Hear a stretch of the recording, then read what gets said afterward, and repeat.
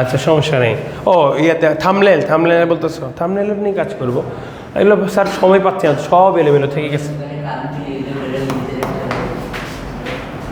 ওকে দেখো এটা করছো না, করো তুলো, সমস্যা নেই।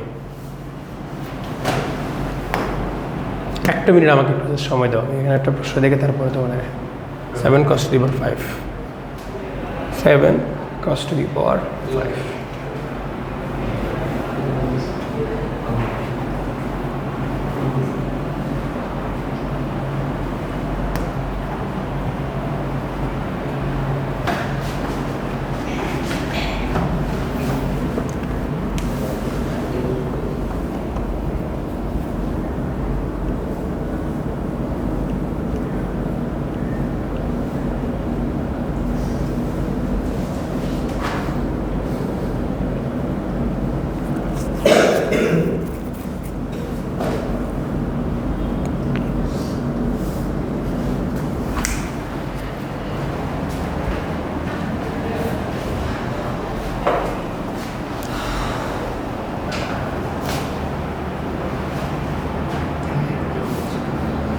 ক্যালকুলেশন কোনো জায়গায় ভুল থাকলে আমাকে একটু বলবা, হ্যাঁ?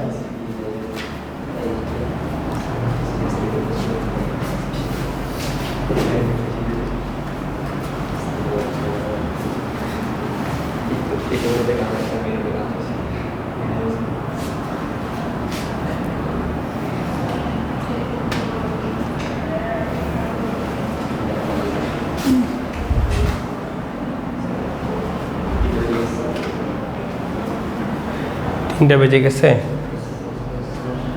তাহলে তো হয়ে গেলই আজকে তাহলে একটুকু থাকলো, তাহলে লাস্ট ভিডিওটা নিতে বরাবর আসছে 3টা কত 57।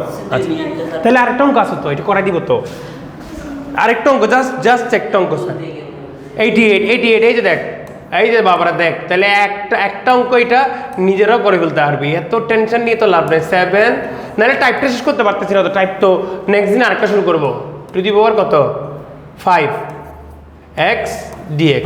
এইখানের মধ্যে একটু খেয়াল করে দেখো, এখানে কজের উপর পাওয়ার আছে 5টা, সাইনের উপর পাওয়ার আছে কয়টা 0টা। তার মানে জোড় কোনটা, 5 কি জোড় নাকি 0 জোড়? 0 জোড়। 0কে আমরা জোড়ের সাথেই চিন্তা করি, জোড়ের মতো চিন্তা করি। তাহলে আমরা জেড কাকে ধরবো, আমরা সাইনকে ধরবো। Very good. তাহলে এখানে একটু ধরি নাও, ধরি সাইন নাই, সাইনের পাওয়ার 0, সাইনের পাওয়ার 0 দেখে সাইনকে ধরতেছি, এটাই নিয়মে আগাবো। সাইনকে যদি আমরা করি cos x dx, কারণ আমরা যে জোড় তাকে জেড ধরি না স্যার, যে জোড় তাকে জেড ধরি। এই যে করে নিয়ে আসলাম স্যার। এবার 7 চলে আসবে বাইরে, এটাকে একটু সাজাতে হবে স্যার। এটাকে আমরা কিভাবে সাজাতাম মনে আছে? এভাবে দিয়ে একটু হলুদ আলতা দিয়ে সাজাই দিব, আজকে তার গায়ে হলুদ। তো এখন গায়ে হলুদ তো হইল না, এখনো মাত্র আলতা মেহেদি সব দিয়ে সাজাইছে, মেহেদি হয়েছে, গায়ে হলুদ তো স্যার এখন হবে কেমন স্যার? এই যে 1 - sin square x whole square cos x dx, নাকি স্যার? এভাবে আমরা লিখবো।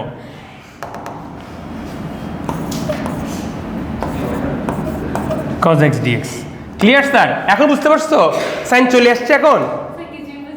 এই যে cos to the power 4 কে আমরা কি করে লিখছি? 1 - sin স্কোয়ার হোল স্কোয়ার লিখছি। এর আগের লাইনটা বুঝে দিব, এই লাইনটা এখানে আমরা স্যার যখন ধরে নিই, এই যে এখানে তোমাদেরকে বলছিলাম কি, তুমি দেখতে পাচ্ছ cos x dx আনতে হবে, একটা cos x dx আলাদা করে প্যাকেট থেকে বের করে রাখছি, বাকি থাকে 4টা হইলে এটাকে আমরা কি লিখতে পারি? cos square x whole square লিখতে পারি sir. So cos square x whole square x যেহেতু, হ্যাঁ 1 - দিয়ে করে আমরা বসাই দিব, ঠিক আছে স্যার? তাহলে এবার আমাদের 7টা এদিকে চলে আসবে স্যার। এখানে আমরা লিখবো 1 - z square whole square dz। অঙ্ক হয়ে গেছে স্যার। দেখো ইন্টিগ্রেশন 1 - কি আসবে sir? 1 - 2z square plus z two the power 4 dz। 7 1কে যদি করি স্যার আমার কি আসবে?